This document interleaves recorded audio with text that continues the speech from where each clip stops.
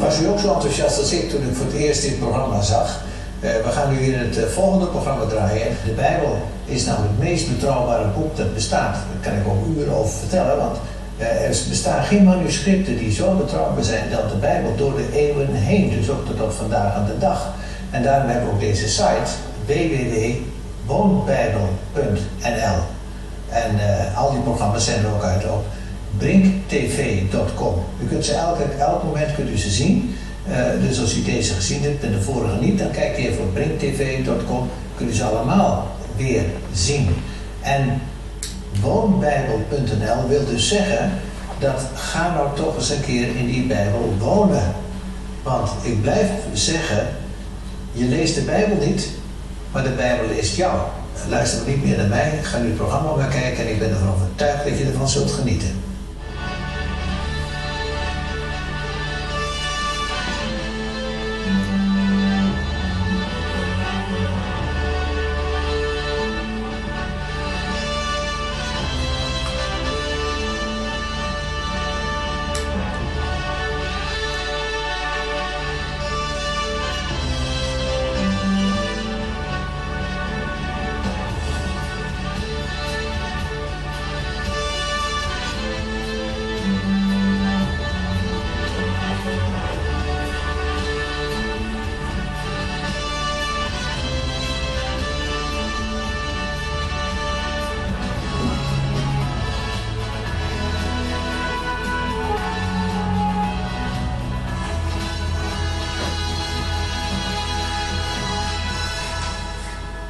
Thank you for joining us again on this episode on the British Museum and the British Library. I hope you enjoyed last episode.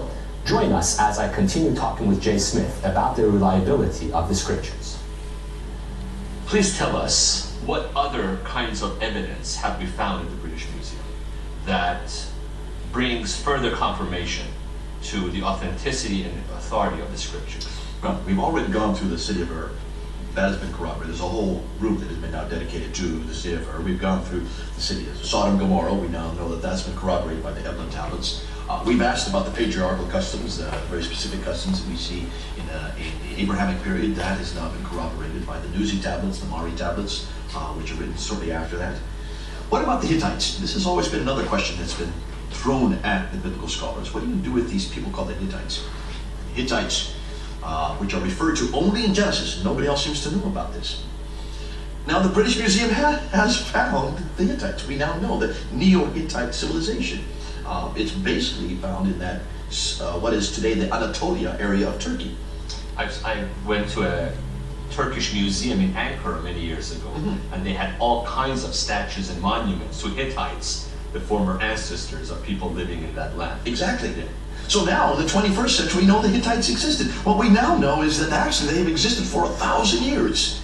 It was the Hittites who gave and basically created the chariots for war, bred horses, trained them so that they could carry these chariots into battle. They were the ones that then basically introduced the whole chariot system to the Egyptians, who used them very effectively in battle, as we well know. But till the recent discoveries, there was no other reference to them in any other records except the scripture. Except the Bible. Yeah. Now, I get excited by the Hittite story because, as you can see in the British Museum, we do have reference to the Hittites. There's a whole room that has now been dedicated to them. What's more, we know that the Hittites were the ancestors to the Medes. In fact, Sasa, the present-day Kurds, if you look back at their ancestors, they are the descendants of the Medes that we talk about in Pentecost, who are the descendants of the great Mede king Darius, who destroyed Babylon there in 539 BC under the auspice of your great ancestor Cyrus. So the Medes of the Pentecost, who are the descendants of Darius the Mede, who are the descendants of the Hittites. So when the Kurds tell me that they only go back to Muhammad, I said, absolutely not. You've got a great inheritance. Your history goes all the way back to the Hittites of ancient civilization there. One last genre of tablets that we have to go into. These four families, the Ebla tablets, 2300 BC, the Nuzi, the Mari tablets from the Euphrates Valley, and then the last, and in some ways rather interestingly, the ones that we do have at the British Museum are the Amarna tablets, because they are they give us a whole view into the Joshua period, the period of Moses, Joshua, 1400, 1397 BC. Let's go to the Amarna tablets. They're right there in the British Museum, and let's see what they tell us. The Amarna tablets are particularly interesting because they're written about the same time period as what we know as the book of Joshua, around 1397, immediately after Moses has died. You'll see the Amarna tablets here on the wall, and they are written by the governor there in Phoenicia back to Amarna, which was the capital of Egypt at that time, to the Pharaoh living there in Amarna. And he's mentioning that there are these people, these hostile tribal people up in the mountains who are coming down to the plains, and they're warring against the fortresses there on the plains, and they're destroying them, but they're leaving some of them free. It's fascinating. That seems to parallel exactly what we see in the Joshua account. We do know that Joshua did come and destroy many of the tribes there on the plains. But the Ebionites come to Joshua, and they have dirty clothes and they have dusty shoes, and they say, we have come from a long distance, and they want to have an alliance with Joshua. He has the alliance with them, and then they say, actually, we're next door neighbors. Too late. He's made the alliance. He can't go back on that alliance. Now, the Amarna tablets refer to them as the Hoppadu. Let's read and see what the British Museum has done, but it's fascinating to see how they have interpreted the text. As we read up there, it says, the Amarna letters make reference to the Hoppadu, depicted as roving bands of stateless people based in the hill country and conducting raids on cities. These alternate Canaanites form the basis of the biblical Hebrews. Even the British Museum accepts that these are the biblical Hebrews. They have to accept it. It fits, let's say, time period. It fits the right place. It fits the right people. As much as you want to dispute it, you can't dispute their own artifacts. They've come to the same conclusion we've come to. This is basically referring to that same story. Therefore, it corroborates the book of Joshua. It corroborates the events surrounding the book of Joshua, and corroborates, of course, the events of Moses himself. There's one city more I want to talk about before we end, and that's the city of Jericho. Jericho is unique because more than any other city on earth, it is the one city that has remained or has been alive more continuously for more than any other city. There has been an ongoing presence of humans there. We don't know the origins of Jericho. It goes back so far. And because of that, there's been an awful lot of work that has been directed, centered on that one city by archaeologists. And through the ages, different archaeologists have gone and dug down through the different layers, and they've come across quite a bit of evidence, specifically when they went down to 1400 BC, the time period of Joshua. We know that according to the book of Joshua, that Joshua destroyed the walls of Jericho. And this has been about 1397. There was a archaeologist called John Garstand in the 1930s from the University of Liverpool who went back, and as he came to the 1400-year period, he noticed that the walls of Jericho had been destroyed. There was lots of fire damage. There had been a destruction of the city. He noticed that the walls, the bricks of the walls, were on the outside of the city. And this was a puzzlement. This concerned him because he said, why would the wall be on the outside? If you're attacking the city from the outside with battering rams, which way would the walls go? Inside. Yeah, they would go inside. But these were on the outside. So instead of the walls having fallen into the city, they have kind of fallen down out. That didn't make sense. It was a mystery. If you'd only gone to the book of Joshua, the answer's right there. We know that there were no battering rams. We know that there were no human agencies at all in the destruction of the walls. We know that this was done by the angel of the Lord, who did destroy the walls. And of course, had them fall on the outside so that Joshua and his army could go in, or his people could go in and then kill all men, women, children, and even donkeys. I mean, that's how specific it was. Later on, Kathleen Kenyon, a very well-known English archaeologist, went back in the 1950s and she said, hold on a minute, this is the wrong time period. It looks like this dating is wrong. We were off by 1,000 years. And so immediately this seemed to suggest that the Bible is incorrect. It's got the wrong time. Now this happens all the time with archaeologists, and this is an ongoing debate that happens whenever you're trying to look at times, because they are inaccurate. There's no way of knowing exactly what time periods are, and this is one of the problems and difficulties of archaeology. It is inexact. But then more recently, in 1978, John Bimson went back and looked at the redating and went through and created a whole litany of dates along the time periods of the different artifacts that have been found, and was able to corroborate John Garstand's earlier references, saying that yes, this did happen in the 1397 period. Suggesting and proving, to me at least, that this destruction did happen when Joshua was there. So here's another example along the litany of examples we have to support the accuracy of the Genesis account, the accuracy of these people, the accuracy of these customs, the accuracy of these cities, the accuracy of what Moses was writing and what Joshua was writing after. I want to clarify an issue. Some skeptics might say, well, we don't have records of the names of Moses or Abraham or Joshua, but what you have been arguing is that although we don't have evidences of their names, they haven't appeared yet in any of our documents or monuments, the stories they tell us of the people and times and places and events are accurate as far as we can check whenever things have been discovered. Nothing has been discovered so far that has ever contradicted a piece of biblical data. Is that correct? That's correct. Let me just pick up on that thing of why is it we don't have the names of Moses or Abraham. Stop and remember, all the names that you see on the artifacts, when we've been looking at the British Museum and all those cuneiform references over and over again, on the stelas, on the obelisk, on the tablets, on the murals, all of them, what are the names that we see that do appear? Kings. They're all kings. They're all people who are famous and important. Otherwise, there'd be no reason to list their names. They only list them because they conquered them. Who are the Israelites? Slaves. And who else? Shepherds. And nomads. These were not important people to these great empires, the Syrian Empire and the Babylonian Empire. The reference in the names that we do have there, and we're going to find this out later, of the Israelites all have to do with kings. We're going to find a reference to Jehu. We're going to find a reference to Hezekiah.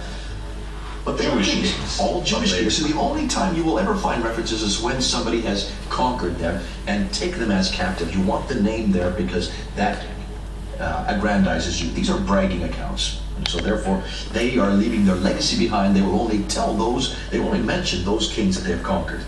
So be careful. You're not going to find names of nomadic people on any of these accounts. It's the cities that we find, it's the events that we find, it's the customs that we find that are so accurate that prove the dating is right, that prove that the material is right, that give the historical accuracy to the biblical account. We've already gone now through the artifacts that we've seen concerning the corroboration for the Genesis account. We've looked at the Amarna tablets, which are right there in the British Museum. We've talked about the Nuzi, the Mari. We've talked about Jericho. We've also talked about the patriarchal customs that are so specific from these other tablets that have been uncovered.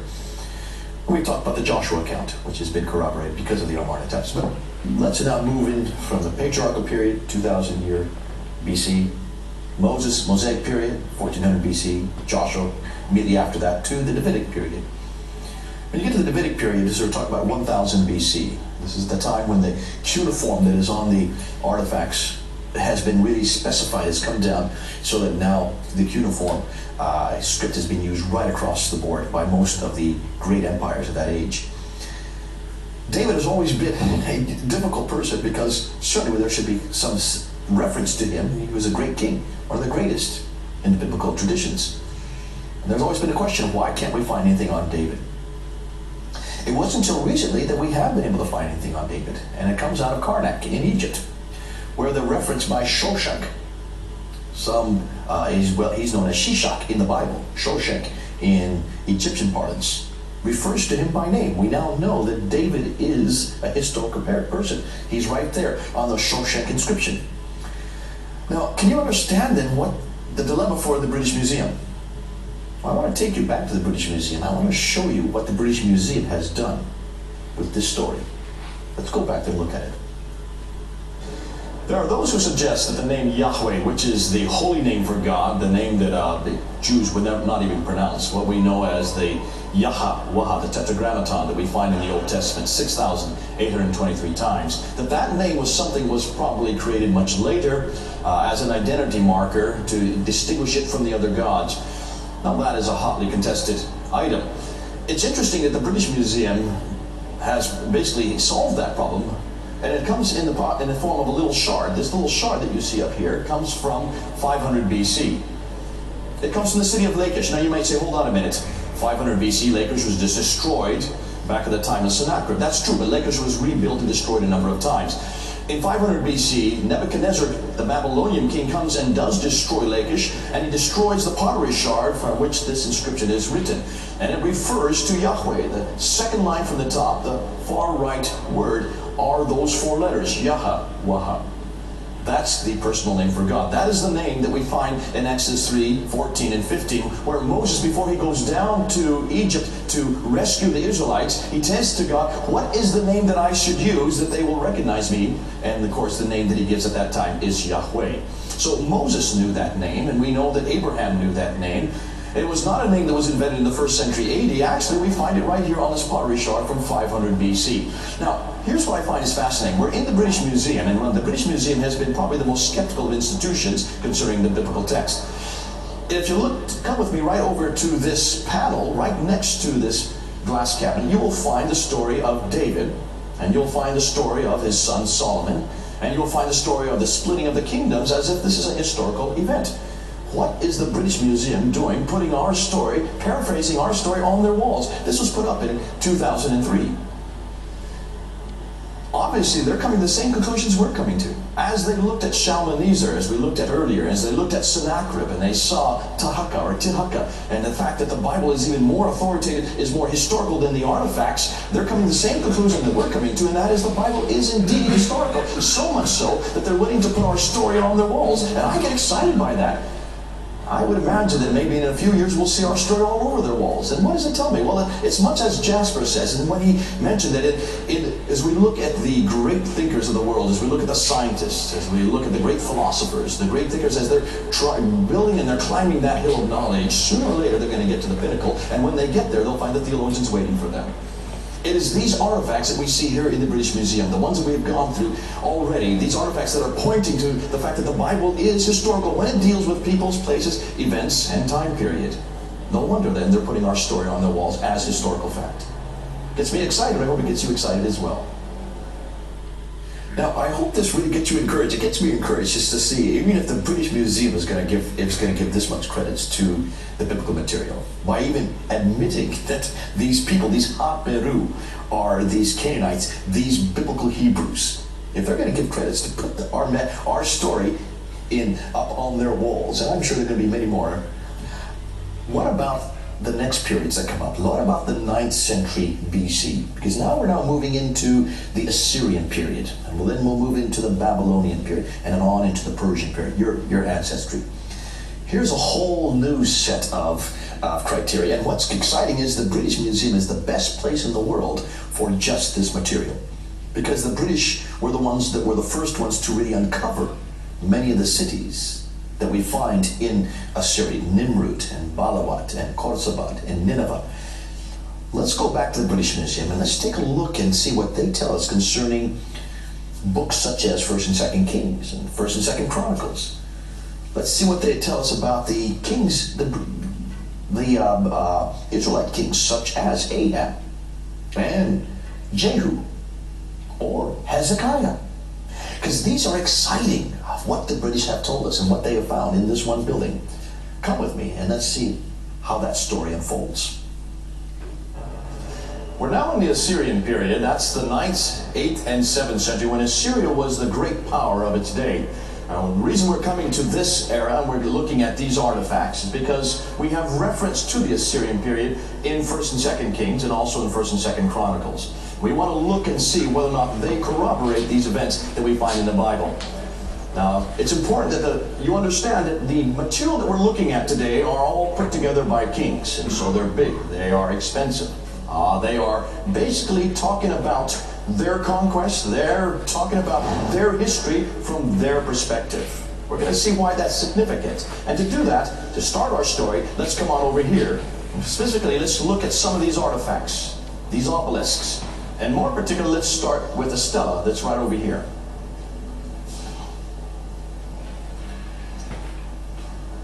We're in the 9th century. The Assyrian period goes from the 9th, 8th, and 7th century BC. We're going to be talking about basically 4 different cities. We're going to start with the city of Nimrud. Assyria is in what is today northern Iraq. We're going to go to another city called Balawat and then move over to Khorsabad and finish off with Nineveh. But let's begin with Nimrud, and let's begin with this gentleman here, Shalmaneser III. His dates are 859 to 824 BC. In 2 Kings chapter 22, we know that Ahab was the king of Israel at this time. Ahab was an evil king. He was not at all close to the Lord. He was having trouble with his neighbor Ben-Hadad. The two of them were warring back and forth. In chapter 22 of 1 Kings, it says that suddenly they put down their weapons, and for about a 3-year period, they did not war with each other, but we don't know why. In order to answer that question, we have to come to this stela here. This stela is in the same time period, about 853 BC, and it mentions that Shalmaneser III left Assyria, came down to Phoenicia. Phoenicia is what is today Israel. It is along the coastal plains there where the Philistines also lived, and it was in Phoenicia that he was attacking the great Iduleni, the king called Iduleni, who was king of Hamath. Iduleni needed some help. He could not withstand against this great superpower from the northeast. And so he goes to the other 11 kings of the plain, including Ahab and Ben-Hadad, and he asks them to come to his aid, which they do, which now gives us the reason why they no longer were fighting amongst themselves. They come to help Iduleni in Hamath to repulse Shalmaneser III. Now, take a look at this stela. I know you can all read it. It's in cuneiform, and it talks about that battle. And it mentions that during that battle, the rivers were covered with bodies, and the plain was covered with blood, which seems to suggest a massacre. But by the time you get to the bottom here, there's no reference to any booty. There's no reference to any conquered king. There's no reference to any city that has been destroyed. Basically, he just returns home. So what's going on here? Well, this is what we know as political spin.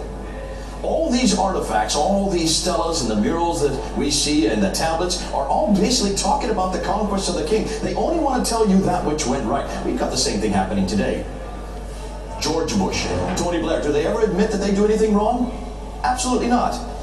The same thing that's happening today actually was taking place back in the 9th century. But we need to know that and understand that so that when we look at these artifacts and we start looking at the story, we have to realize that they don't tell us the whole story. And this is where the Bible comes into play. And we're going to see, as we go through the Assyrian period, that the Bible is actually more accurate than the stelas are themselves. Because the Bible is not interested in political spin. It is interested in telling you the whole story. We need to show you that so you understand that we are only looking at the historical object. But we still need these objects. Why? Because these are the objects that give us the place, in this case Phoenicia, that give us the event, in this case the attack of 853 by Shalmaneser III on Iduleni and Ben-Hadad and Ahab, who come together, which helps us to understand what was happening in 1 Kings chapter 22. But it also gives us the event, and it also gives us the time period. That's why we need these artifacts. But this is not the only artifact. Let's look at 2 other artifacts that corroborate not only this time period, that corroborate not only this king, but also corroborate these events. And to do that, let's now move over to look at the black obelisk, which is just over here. Now, one of the common accusations of the Bible concerns the people that are in the Bible, concerns the characters that are in the Bible. There's been an awful lot of criticism asking did these people come from? Are they historical, or are these just legendary, mythological people? We've talked about Ahab already. But another name that has come up over and over again concerns the person of Jehu. Jehu is captain of the guard. We read about him in 2 Kings chapter 9 and 10. Now, Ahab was an evil king, and Elisha the prophet goes to Jehu when Ahab dies, and he asks him to destroy the family of Ahab and become king himself, which he does. And then he comes and does a very interesting thing. He goes and pays homage to Shalmaneser III in 841 BC. Now, take a look at this man right up here on the black obelisk. This individual bowing down to Shalmaneser III is referred to as Jehu, king of Israel. This is the oldest reference we have to any Israelite king anywhere in the world. It's the earliest image we have of any Israelite king anywhere in the world, proving that Jehu is historical. Now, how does that help our story? Well, it helps us in a number of ways. First of all, we now know that Jehu is historical. The Bible is correct on that, but it puts him in the right place. In this case, the palace there in Nimrud of Shalmaneser III, it puts him in the right time frame. 841 BC is exactly the time period we need him in. It gives him the right person and the right name. There's the date, the name, the person, and the event. That's what we've been looking for. That's the second corroboration for this event in the 9th century. Do you want another one? Should we go for a third one? Come with me. Let's go to a third one right over here. Now, Shalmaneser III did not build the city of Nimrud, but he wanted a city to leave behind as his legacy. And so he built a summer palace called Balawat. If you know what Balawat looks like, they have now uncovered it. And if you look at these pictures here, you will see this is what it looks like today. It's just a mound in the desert. Now, mounds in the deserts exist all over that part of the world. You will find mounds in the deserts in Syria and Jordan. You'll find mounds in the deserts also in Iraq. When an archaeologist sees a mound like that, they start salivating. They love to see mounds like that because a mound in the desert basically signifies that there are cities underneath. Cities are destroyed by earthquake. They're destroyed, certainly by warfare. And as they destroy, the people come back into the cities and build over top of it. This happens over and over and over again. And they leave artifacts behind. Now the archaeologist comes to those cities and they start digging down. And as you can see in this picture here, they're digging down to the different layers and they're getting down to the 9th century, to around 800 BC. And when they get to the mid-800 BCs, they came across these hinges that you see on either side of me. These hinges were found in that 9th century period. They're made out of bronze. They would accommodate a very large door. The British Museum has helped us by reproducing the doors right over here. These are modern doors. These are just models of what the doors would have looked like. You don't just run in and out of there every time you want to go to the toilet. But certainly for us today and for our purposes, we want to look at this hinge over here. We want to look at this set of hinges, but the second one from the top, it depicts some soldiers that are coming basically to pay homage to Shalmaneser III, who is standing right here. And you can notice that the soldiers have their hands tied behind the back. They've just been in battle. They are now prisoners of war. These are Ihuleni soldiers. They are soldiers from Hamath, proving that there was a battle in 853. Here's another corroboration of that event that we see in 853 from what we saw earlier on the stela. But can you see why this is significant?